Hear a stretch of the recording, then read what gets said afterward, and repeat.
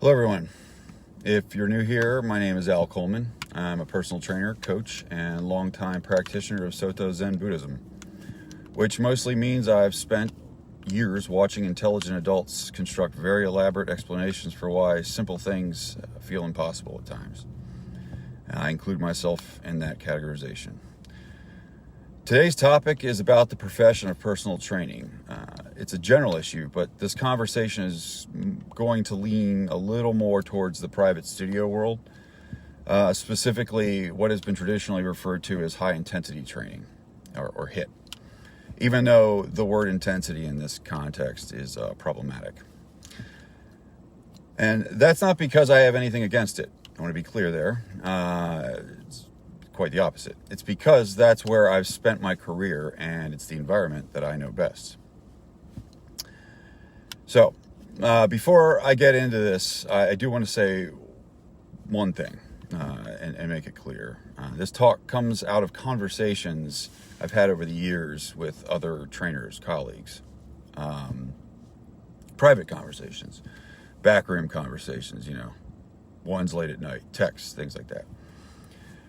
Conversations where, trainers admit, quietly that the work that they've been doing doesn't feel the way it used to. And that somewhere along the way, teaching turned into managing and placating. And I've been there. And I understand clearly why this happens, I believe. Well, so what I'm offering here isn't a judgment. It's I guess, a correction, or just an insight into maybe one way I've dealt with it and corrected it for myself. So this is kind of part one of a two-part talk.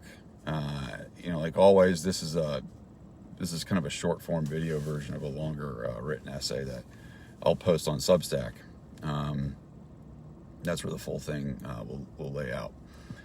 And the link will be in the description below. So this talk's directed at personal trainers, especially those working in studio or high-intensity training studio environments, just because I think the nature of those is a little more germane to the topics I'll discuss. So here's the thesis, stated plainly. Trainers don't feel forced to compromise because clients are difficult. They feel forced to compromise because the model they were trying to enforce was never really physiologically workable in the first place. So instead of fixing the model, we quietly change ourselves, right? No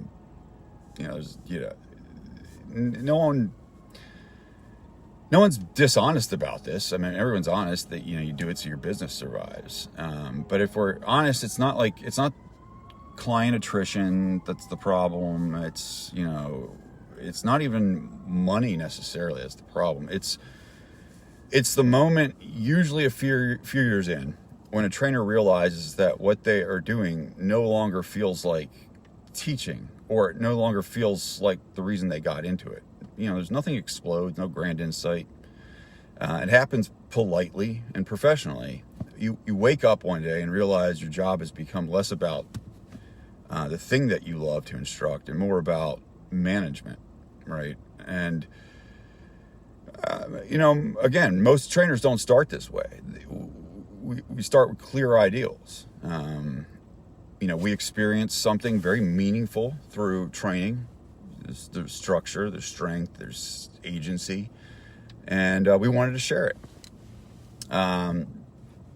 And we believe that if we explain things well enough and care deeply enough, our clients will quote unquote rise to the occasion, right? I mean, it sounds all very ego feeding. But then reality shows up. Clients, they hesitate, they narrate, they negotiate with you, right? They arrive with carefully rehearsed explanations about themselves that preempt the entire thing. Before a client ever picks up a weight, they bring some type of narrative into the room with them. They come in there and they lay it on heavy, who they are, what they want, right? The genre, right? I have bad knees. I need to be careful. I have low pain tolerance. I have high pain tolerance. I need to feel motivated first. That doesn't work for me. The special snowflake thing. And from the client's perspective, these aren't excuses. They're attempts to stay safe. They're attempts to provide boundaries and frame what they want. But from the perspective of the trainer, something important happens. Instead of treating these narratives as material to teach through and with, we treat them as constraints to work around. And my experience has been that this is the moment the relationship shifts.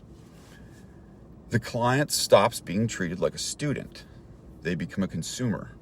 They started as one. But the role is never clearly defined. And once that happens, the trainer quietly is taken on a second job, right? You're managing emotions, managing expectations, managing stories, all of this to keep a roof over your head. And that extra labor is what exhausts you. And again, I'm not saying this is right or wrong, but this is what causes the fatigue if you came in caring about what you do. And this is where the word compromise enters the profession. The original model assumed that if instructions were clear enough, people could simply comply.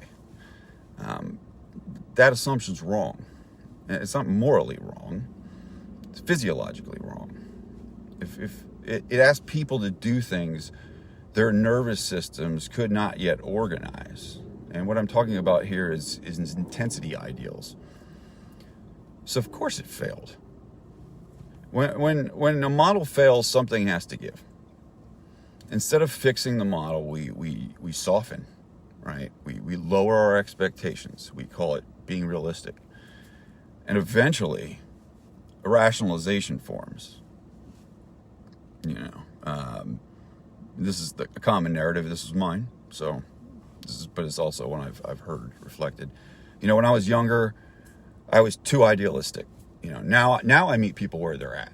Sometimes you have to make compromise to make money, right? That may be true, and it is, but it's still a rationalization.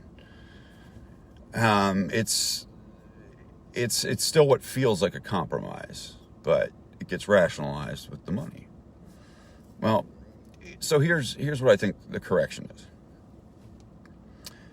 Well, number one, understanding a broader model. So within, like what I've been talking about, the psychobiological understanding of effort, attention, and behavior, there doesn't have to be such thing as a compromise with your clients. Those should be fodder for how you structure your coaching. There's only task framing. And when the task is framed correctly, behavior organizes itself. There's no motivation required. There's no speeches, no emotional heroics on part of the client, no grit narratives they need. And crucially, no extra psychological labor for the trainer. I've been having these conversations with trainers for a long time. I understand why people rationalize their way out of this. I choose not to. I've never been particularly interested in money. It's boring. I get it. It runs the world, but it's man-made boring. I don't get it. I've always been drawn to underground and punk rock culture, and things are a little bit more aggressive like that.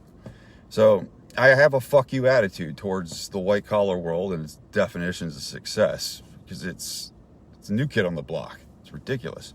But from a Zen perspective, that isn't childish rebellion. It's clarity. It's the refusal to cooperate with what you know is bullshit. So, done rant. Okay, in part 2, I'll talk about standards. Specifically how your client's behavior, reflects your coaching, and why this problem exists almost nowhere except personal training. If you want the full written version of this argument, it's on my Substack, and the links will be below. Before you go, check the links below. You can also find me on Instagram, and if you're interested in working with me directly, in all facets, things we talked about, things I talked about today, I can coach that. There's a link for that as well. I'll see you in part 2. Take care.